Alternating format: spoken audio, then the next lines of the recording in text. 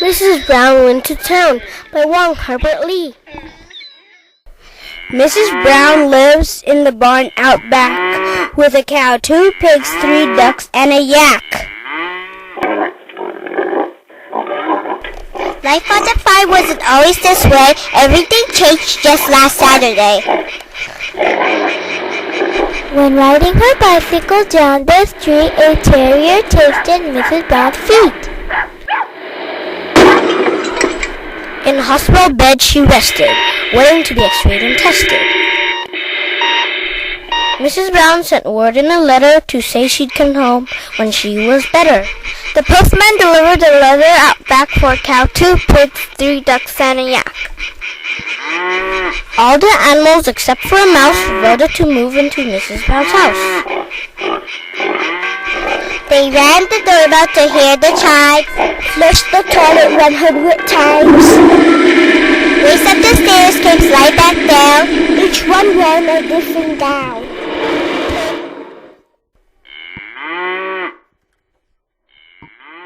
Took turns bouncing on Mrs. Brown's bed.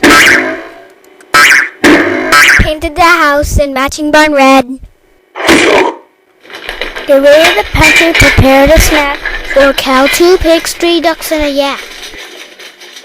In the bathroom they played for hours,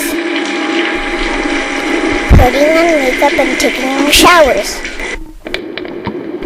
They dried off in front of a roaring fire, warm and cozy but beginning to tire. Tiptoed upstairs by candlelight, borrowed pajamas to wear for the night.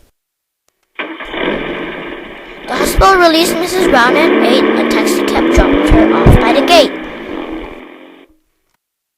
She hobbled upstairs and crawled in the sack. Didn't see a cow, 2 pigs, 3 ducks, and a yak. The floor beneath them began to quake. The walls and windows started to shake. All this commotion woke Mrs. Brown in time to feel her bed crushing down.